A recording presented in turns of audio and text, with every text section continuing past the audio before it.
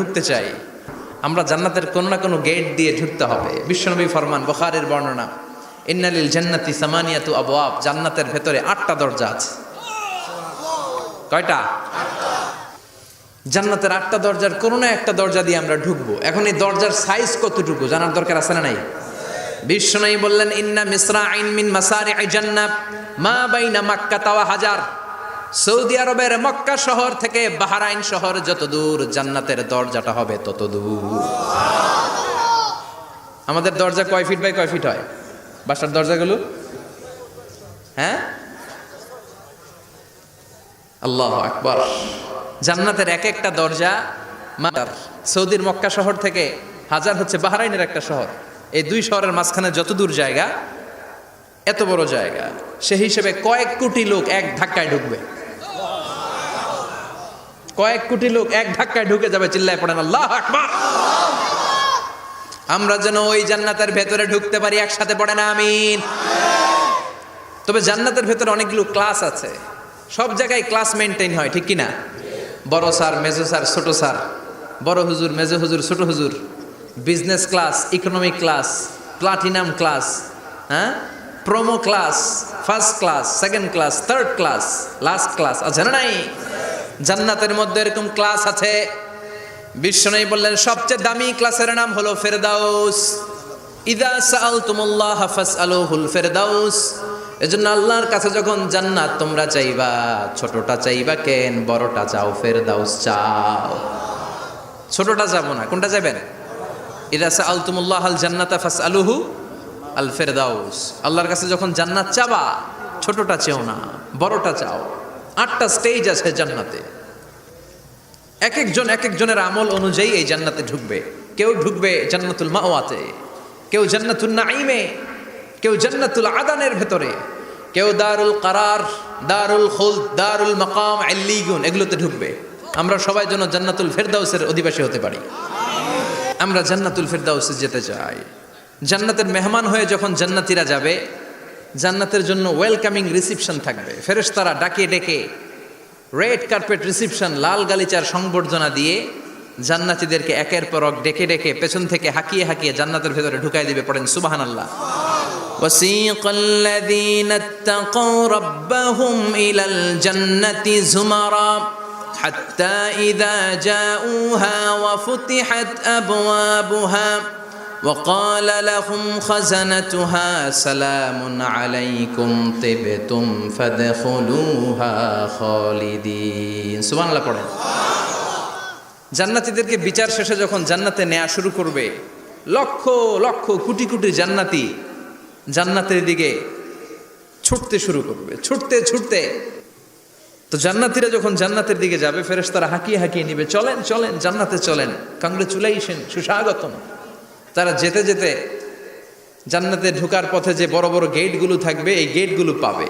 এই গেটগুলো এত সুন্দর, এত মনোরম, এত সুন্দর ডিজাইন করা, এত সুন্দর এগুলো structure, amazing, marvellous, genius, awesome, supercalifragilisticexpialidocious, অসম্ভব ভালো, অসাধারণ ভালো।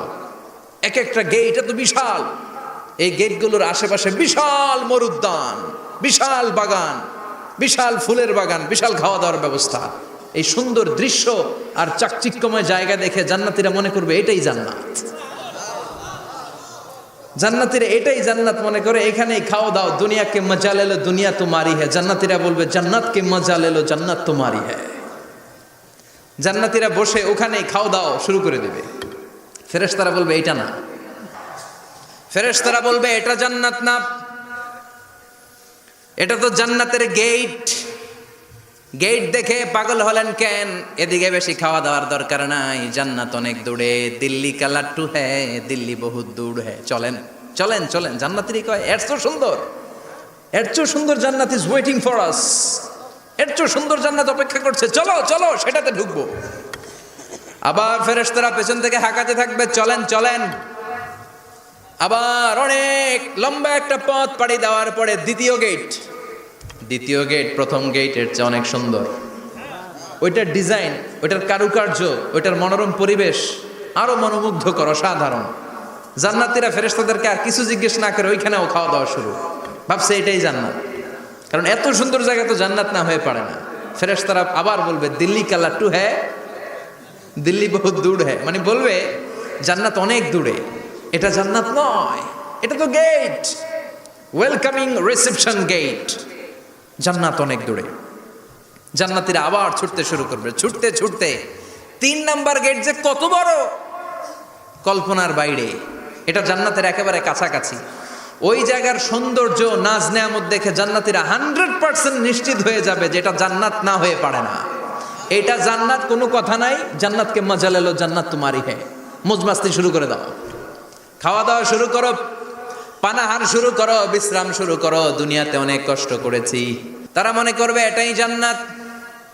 3 নাম্বার গেটে তারা নিশ্চিত এটা জান্নাত না হয়ে পারে না। কাউরে কিছু জিজ্ঞেস না করে এখানেই খাওয়া দাওয়া শুরু। ফেরেশতারা বলবে এটা জান্নাত না, জান্নাত আরো দূরে। সুবহানাল্লাহ। আবার জান্নাতীরা উঠতে শুরু করবে, যেতে যেতে যেতে যেতে যেতে যেতে তাদের কাঙ্ক্ষিত জান্নাতের সামনে চলে আসবে। বিশাল জান্নাতের প্রধান ফটক, এই ফটক দিয়ে সব জান্নাতীরা, কয়েক কোটি জান্নাতি এক ধাক্কায় ঢুকে যাবে। মা বাইনা মক্কা তাওয়া হাজার, মক্কা থেকে বাহরাইন শহরের 1000 পর্যন্ত যত এরিয়া, কয়েক হাজার কিলোমিটার, একটা গেট। এরকম কয় গেট আছে? 8টা। সুবহানাল্লাহ পড়েন।